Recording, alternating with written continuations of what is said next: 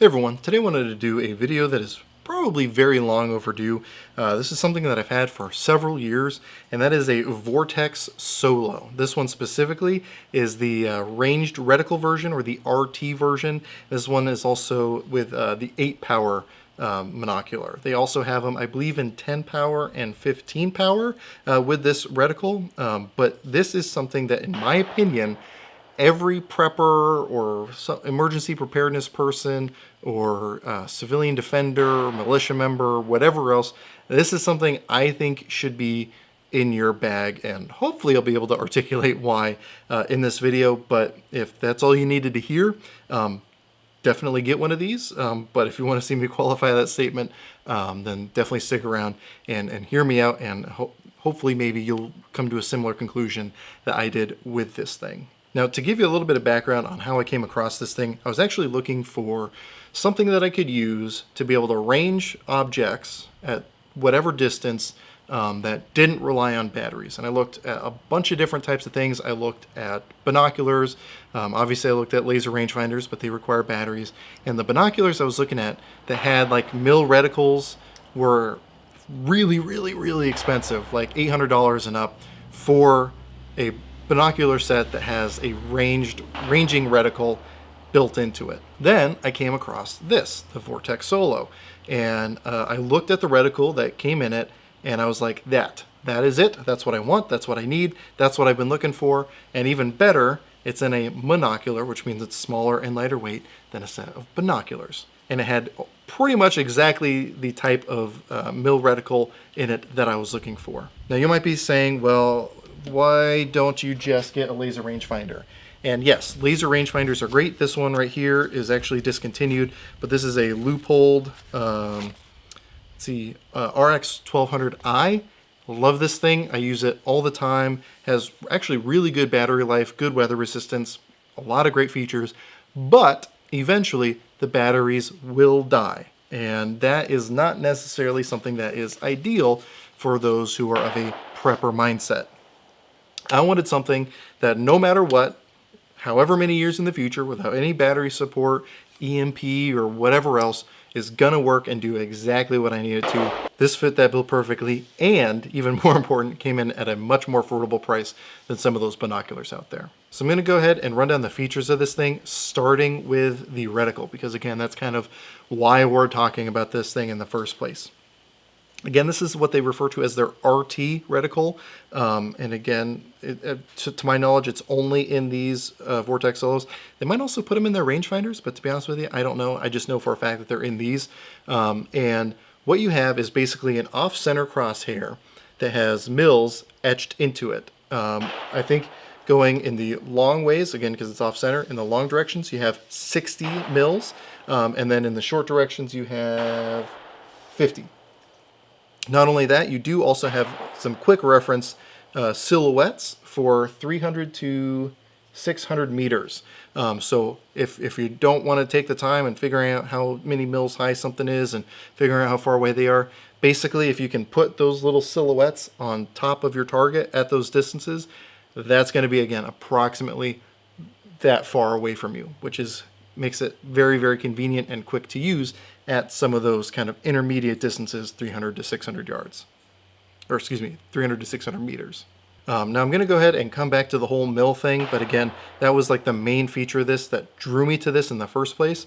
But again, we'll come back to that. So as far as the other features on this thing, the overall form factor is actually very nice as a monocular. It's not perfectly cylindrical. You actually have this little bump out here on top, if you can see that, and that really locks it into your hand very comfortably, makes it very easy to hold steady, which is a very important thing, which we'll touch on later. And it does have texturing on here, so even if you have wet hands, gloves, whatever situation you're in, you're going to be able to hold it nice and secure to be able to look at your target and figure out how far away it is. You do have these little focus rings, so this central ring right here is used to basically adjust for the distance to make sure that your target is in focus as well as your reticle. And then this one back here is more of like your eye to adjust that reticle to make sure it's, again, good for however it feels comfortable for you. And if you have to, you can adjust both of them to make sure that, again, the parallax is good so that your target is in focus as well as the reticle. Otherwise, it's kind of pointless. Now, both of those adjustment rings are textured as well as have these little bump outs to make it very easy and positive to get on there. Again, wet hands, slippery hands, gloves, whatever else, you're going to be able to easily control those. And it does have little index marks, which from my usage has worked perfectly. I think the furthest I've ever actually ranged something with this was about 550 yards. And it worked well with those. Maybe I could have fine-tuned it to make it a little bit better, and maybe with targets further than that, you might have to adjust it, but for my usage, it's been pretty much spot on. Now you do also have this little clip here, so if you wanted to attach it to a piece of webbing or whatever part of your backpack or anything like that, you could. I typically don't use it that way, but I'll cover that here in a second, and it is removable if you don't want it on there. You just take these two little screws out, and you're good to go. You also have this handy dandy lanyard here, which again, I typically don't use, but I also haven't taken it off because it is somewhat handy to be able to have a lanyard on something like this if you need to have really good positive control over it. But again, personal preference there. And then back here, you have this little rubber eye ring, which you can rotate. So whether you're left eye dominant or right eye dominant, you can rotate it around. Or if you're like me and you wear glasses, you can flip this inside out. Got a little hair on there. And now you can get your glasses right up on it without it, adjusting how far away your eye is and making it still very easy to use like this. And then it does also come with a little carrying case. It's like almost like a little neoprene sleeve. And this is where this thing stays. It's been in my backpack for several years. It's gone through multiple backpack iterations. It is just kind of sitting in there loose, gets banged around against a bunch of other stuff, and this has kept it perfectly safe and kept the lenses nice and clean. So it works as advertised. It works as you would expect it to. So good stuff here. Also, I also like that this doesn't add really too much excess bulk or weight to really weigh this thing down and make it a nuisance to have in your go bag or in your assault pack or whatever else. As I previously said, these do come in a couple different magnification levels, 8 power, 10 power, and again, I think more recently 15 power. I specifically went with the 8 power for a couple of reasons. First of all, in the Pacific Northwest, specifically where I'm at in the Willamette Valley, engagement distances are not gonna be that far. Maybe if you're really, really pushing it, 800, 900 yards if you're super lucky, but most of the time it's going to be well within 300 yards, or at least between that 300 to 600 yard range. So if I needed to set up a range card, if I'm at a different location and I need to figure out, okay, this thing is this far away, this thing is this far away, and kind of set up that range card, this will allow me to do that accurately at those given distances. If you were, say, in the Midwest or in a more flat area, you might want that 10 power or that 15 power, but I didn't feel it was necessary in my specific area. The other reason is because this is handheld, it doesn't have like a tripod mount or anything, so you're stuck holding this by hand, and if you're like me, that doesn't lend itself to being super steady. So with it being 8 power, it allows me to, I guess, more easily see what I'm trying to range, and I see less of that sway. Obviously, the more magnification you have, the more you notice any little bit of sway. And again, it's been good enough for me with 8 power to, again, range things out to about 550 yards and probably further if I really had to. Now, the thing that makes this harder to do than, say, a laser rangefinder is there's going to be some math involved. So with this laser rangefinder, all you have to do is point it at the target, press the button, and wouldn't you know it, the 100-yard firing line is 100 yards away. Fancy that. All right, we had to switch out some batteries, but we're back. So again, with the laser rangefinder, all you have to do, look at your target, press a button, and you know how far away it is. Especially with like something like the loophole, it'll even accommodate for inclination or anything like that. you know how far away it is or what your effective range is for your scope, for your reticle, whatever the situation is. With this, there's a lot more required of you in order to be able to get the information that you need. There's equations that you have to be familiar with. You have to know the approximate height of whatever it is you're looking at before you can figure out how far away it is. So you have to know approximately what shoulder to shoulder is on a person, or waist to head, or foot to head. You have to know a lot of things. So because of that, I know that maybe when it's, I haven't eaten well in a couple days, or maybe I'm slightly dehydrated, figuring out conversions from mils to MOA or anything like that might not be super easy. So what I've actually done paired with this, I have a little Right in the Rain notebook where I've done a lot of that legwork already, so that all I have to do is say, all right, that person is, they are 12 mils high. How far away are they? And instead of having to sit there and do the math, I have a little reference sheet that I've made up that says 5 mils high equals this far away. Shoulder to shoulder equals this far away. So instead of having to sit there and do it by math, and probably my phone will be long dead by the time I need something like this, I can have that quick reference guide. Now, if you use it on a very regular basis, it's probably going to be more or less second nature to you, as it is for a lot of those long-range precision shooters.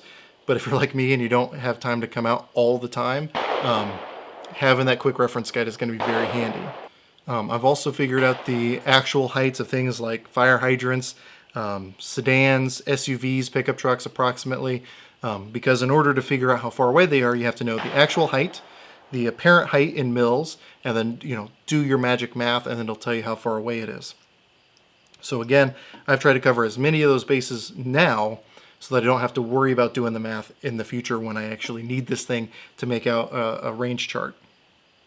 And I know people are going to be like, well, okay, well, tell me what it is, or give me a picture of it, give me a PDF of it so I can copy it. I would actually rather you figure it out for yourself so that you can get some experience doing the math, doing the equations, so that it, again, at least starts being ingrained in there somewhere. So if you do find yourself in a situation where you have to do it, it won't be the first time you've ever figured out what the equation is for apparent height versus actual height, and then divided by numbers, multiplied by numbers. You'll figure all that out. And there's plenty of resources online that show you all that information. I'll find some videos that do a great job explaining it, and I'll put those in the description box. Now, I know it's not as fun or easy to use as a laser rangefinder, but I think my target audience can probably appreciate having something without batteries that'll still serve the same purpose no matter what weather conditions I'm in, whatever battery situation I'm in. Again, my target audience can appreciate the things that I appreciate about something like this. And again, versus like $1,000 pair of binoculars that'll do what these do, these come in at about 120 bucks. And they should, as far as I know, still be actively sold. Again, I got this thing probably 3 or 4 years ago, and I still use it intermittently just to keep my skills up on it, keep those equations in my brain. I definitely could use it a little bit more though. And so I recommend, if you do get something like this, get a Right in the Rain notebook, get something, and even if you want to, so like, for example, with the Loophole rangefinder, they have these little cheat sheets in with the rangefinder's little carrying case. Something that I literally just thought of and will probably do is take one of those Right in the Rain notebooks with that quick reference guide of heights and equations and stuff, and just fold it up and put it on the inside of this sleeve so I can still take this in or out without that sleeve popping out, and that'll go with this everywhere it goes. Even though I have my little Right in the Rain notebook with it, it'd be nice to have something that also goes in with this thing all the time. So something I just thought of, and something I'm probably going to do as soon as I get home. So anyway, so if you've been looking for something that does this, definitely check out the Vortex Solo. I've been really happy with it. Another one of my friends has just the regular Solo without the reticle, and when I showed him this, he immediately regretted not getting this version because this was something he'd been looking for as well. Again, if you live in the Midwest or somewhere where you're shooting along longer ranges, maybe you want the 10 power, maybe you want the 15 power. If you're in the Pacific Northwest, maybe even the Northeast, 8 power will probably be good enough for most of the situations you're going to find yourself in. But again, you can make that decision for yourself. And there's probably going to be a price increase associated with those more powerful magnification levels. So if you have any questions, comments, or concerns, definitely throw those in the comment section down below. I'll try to get back to you as quick as I can. I am uploading to full 30 now, so if that is something you are interested in, definitely subscribe to my channel over there. Even if you don't watch videos over there, I definitely recommend subscribing over there. YouTube has already deleted some of my videos, and they've already set precedent for deleting entire channels before. So if something does happen here, at least you'll be able to follow what's going on over there. And then I do also have a Patreon page, and the people who support me over there do an enormous help to help facilitate me producing videos. And in fact, me doing this video was kind of their recommendation. We did a live stream a couple nights ago, and they were saying, hey, we love the gun reviews, but you know, we also want to see some of the more accessory stuff, some of the not as quote unquote glamorous stuff as the guns. So you know, start doing some of those reviews again. And I thought, you know what, I've had this thing for several years, I've been wanting to do a review on it, so here we are. So again, check me out on Patreon. I do all my content there early. I do some exclusive content over there, as well as the live streams, as I mentioned, and we do some giveaways here or there. I would really appreciate that. If you have any experience with these, or if you have anything that's similar to this, or that gives you a ranging reticle without batteries, definitely let me know. And obviously I know there are scopes that do that. I'm looking for something handheld that you can be a little bit more surreptitious with. You don't have to carry around a big heavy rifle to do it. Definitely let me know. I'm always interested in stuff like this because this is something that's right up my alley. So again, leave those suggestions down in the comments. If you have experience with these, also throw that down in the comments. What's the furthest you've ranged with a manual reticle like this? I would definitely be interested to hear that stuff. But anyway, with all that said, as always, I hope you're able to get something out of this video, and I really appreciate you watching.